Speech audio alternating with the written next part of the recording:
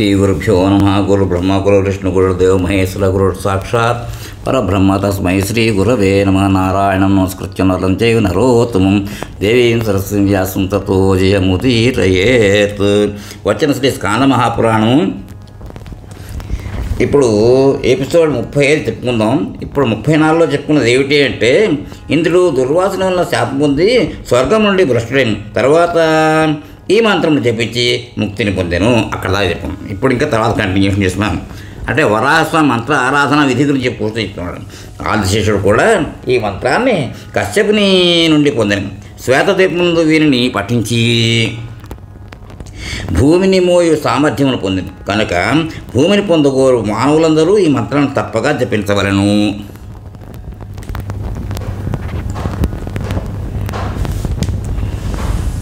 సూత్రుడు ఇట్లు చెప్పాను. తదుపరి భూదేవి వెంకటాద్రి అని పేరు పవిత్రమైన పర్వతంపైకి జగత్పతి యగు శ్రీనివాసుడు శ్రీదేవి భూదేవులతో ఎప్పుడు వచ్చును, ఏ విధంగా కల్పాంతం వరకు ఉండగలడు, ఈ విషయం గురించి వెల్లడింపు. అగస్త్యుని ప్రార్థనచే భగవంతుడు అందరికీ కనిపించుట. ఇప్పుడు వరాహస్వామి ఇట్టు చెప్పాను. ఓ వరానన, పూర్వము జరిగినదంతయో నీకు చెప్పేదను విను. ఓ మహాదేవి, అది వినుట వలన పుణ్యం కలుగును. అట్టి దానిని సంపూర్ణంగా తెలిపేదను. వైవస్వత మన్వంతరమందు పూర్వము కృతయుగంలో వాయువు గొప్ప తపస్సు చేసింది. దానివలన శ్రీనివాసుడు శ్రీదేవి భూదేవులతో కలిసి స్వామి పుష్కరిణీ తటమున దక్షిణ భాగమున ఆనందమున పేరుగల విమానములందు నివసింపసాగాను. అప్పటి నుండి కుమారస్వామికి కూడా శ్రీనివాసుని అర్చింపసాగాను. కల్పాంతం వరకు విమానమునందు అదృశ్యుడై నివసించుటకు స్వామి నిర్ణయించుకును. అనగా భూదేవి భగవంతుడు అదృశ్యుడై ఉన్నచో సామాన్య మానవులు ఈ విధముగా దేవుని సందర్శించుకొనగలరు.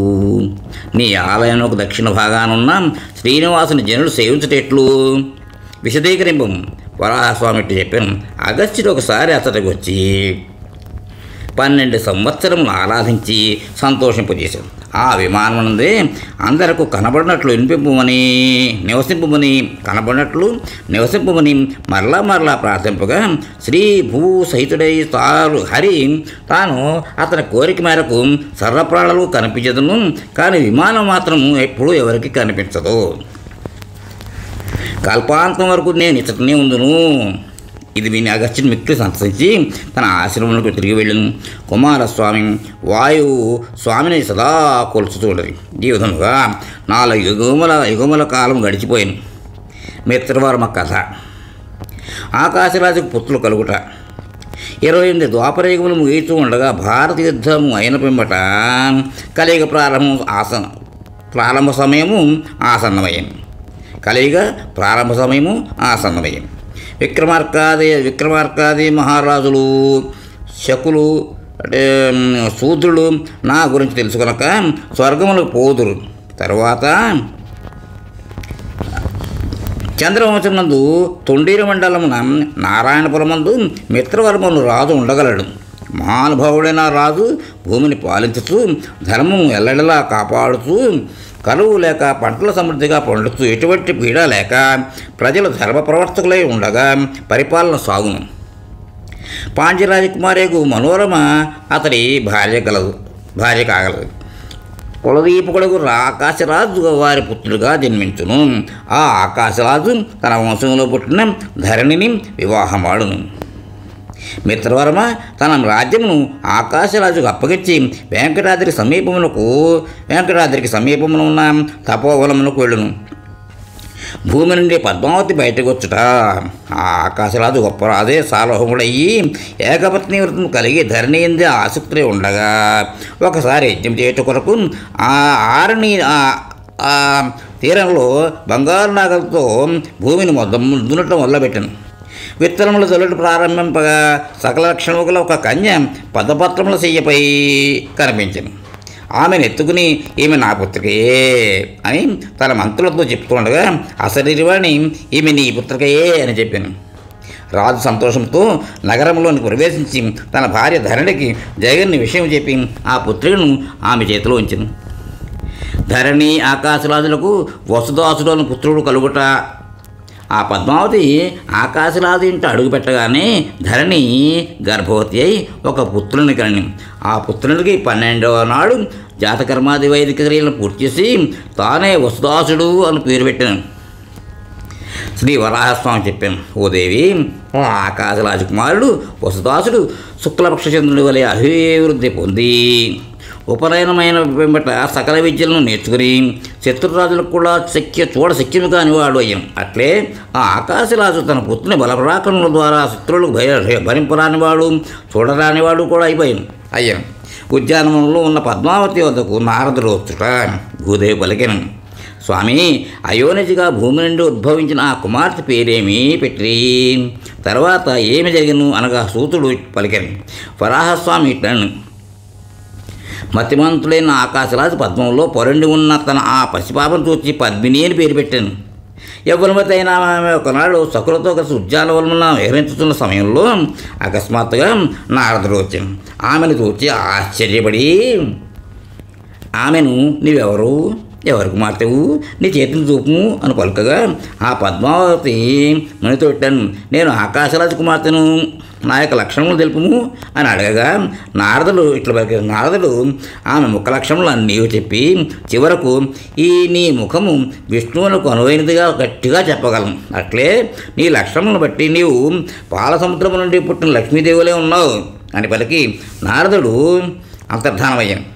తర్వాత ఆమె సకులు ఇట్లనే, వసంతకాలం వచ్చింది కనుక మనం వనమునకు వెళ్ళి పూలు కోయుదము అని వారందరూ పద్మినితో కలిసి వనమునకు వెళ్ళి పువ్వులను కోయిస్తూ అటు ఇటు తిరుగుతూ ఒక తెల్లని దంతములతో ఉన్న ఒక గజేంద్రమును, అట్లే ఒక గొప్ప ఉత్తమ మచ్చలేని తెల్లని అశ్వమును చూచిరి. ఆ అశ్వముపై నల్లని వర్ణము కలిగి ప్రకాశిస్తున్న కుండలములు కలిగి బంగారు యజ్ఞోపేతము చేత కదులుతూ ఉన్న మూపు మనోహరమైన రూపు కలిగిన పురుషుని చూచిరి.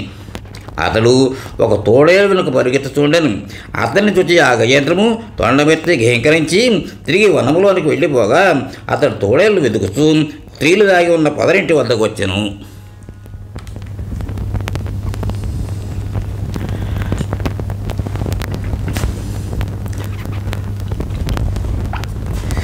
శ్రీనివాసుడు కంజకలు మాట్లాడుకునుట. వారిని చూచే శ్రీనివాసుడు అశ్వంపై ఉండి, ఇటువైపు వచ్చిన ఈ మహామృగం చూచిరా అని ప్రశ్నించాను. వరాహస్వామి ఇట్లా చెప్పాను. దానికి వారు తాము ఏ మృగము చూడలేదని బదులిచ్చారు. వారు అతనిని, నీవి ఈ వనములోనికి ఏ నిమిత్తం వచ్చితివి? ఇది ఆకాశరాజుకు చెందిన వనము కనుక తక్షణమే ఇచ్చటి నుండి వెడలిపోము అని చెప్పగా ఆ పురుషుడు అశ్వంపై నుండి దిగి మిగిలిన మిక్కిలి సౌందర్యవతైన ఈమె ఎవరో నాకు తెలిపినచో వెళ్ళిపోవదును అని.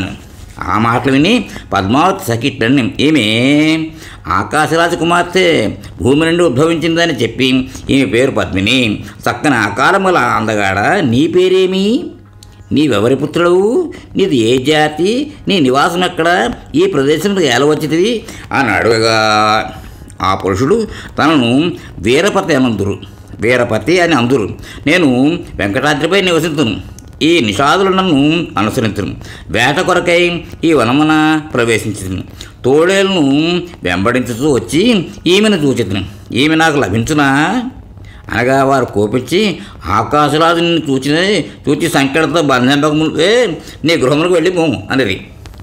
అది విని తన సహచరులతో ఆ పురుషుడు సత్వరగా బయలుదేరి వెళ్ళాను. వరాహస్వామి ఇట్లు చెప్పాను, శ్రీనివాసుడు కిరాత రూపంలో ఉన్న దేవతలందరినీ విడిచి విశ్రాంతి పొందుదామని పలికి తన గృహమును చేరుకుని ఊయల మంచము నందు కూర్చుని ఆ పద్మావతినే తలుచుకునుతూ ఆమె లక్ష్మీయే తరచి ఆమె ఎందు లగ్నమైన మనసు కలవాడే వ్యామోహమును పొందాను. శ్రీనివాసుని చెలికెత్తే ఒకళమాలిక స్వామిని సమీపించి భక్తిభావంతో నమస్కరించి స్వామి పాదములెత్తి, ఓ దేవదేవేశ, లేము, ఏమి ఆలోచిస్తున్నావు, వనములు ఏమి చూచితివి, నీ స్థితి చూచినట్లయితే కామముచే బాధపడుతున్నట్లున్నది, నీవెవరిని చూచితి, సంకోచింపగా నీ మనస్సును హరించిన ఆ కన్యను వచ్చి తెలుపు. ఇది విని స్వామి పలికెను,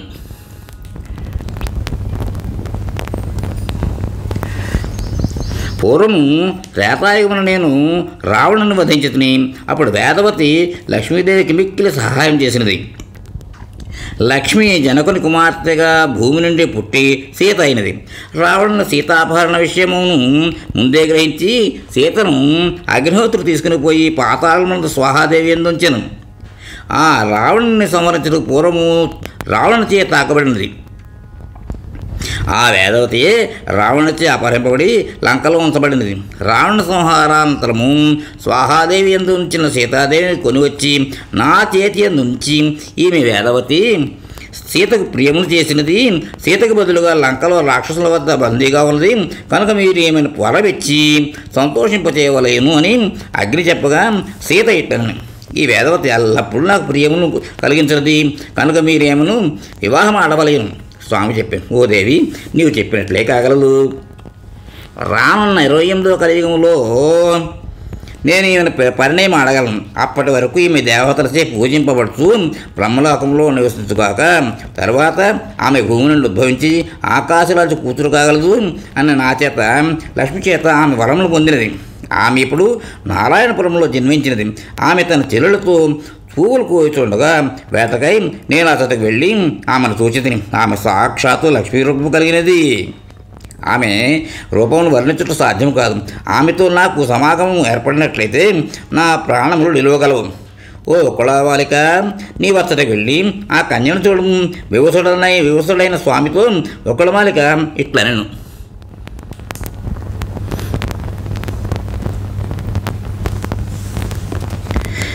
నీ మనస్సుకు నచ్చిన ఆమె వద్దకు ఇప్పుడే వెళ్ళేదను, నాకు మార్గం తెలుపుము. ఇది విని స్వామి ఇట్లు చెప్పారు, ఓ మహాభాగా, నీవిచ్చటుండి నృసింహ గుహ వైపుగా వెళ్ళి కొండ దిగుము. నీవు అగస్త్యాశ్రమం చేరుకుందువు.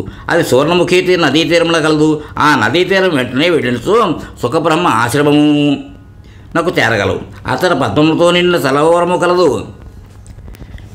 ఆ సరస్సు తీరం నందు తపస్సు చేసుకుని మునిసత్తముడైన ఛాయాశకుని దర్శించి నమస్కరించు. ఆమెను ఎల్లప్పుడూ కృష్ణుని అర్చిస్తూ ఉండను.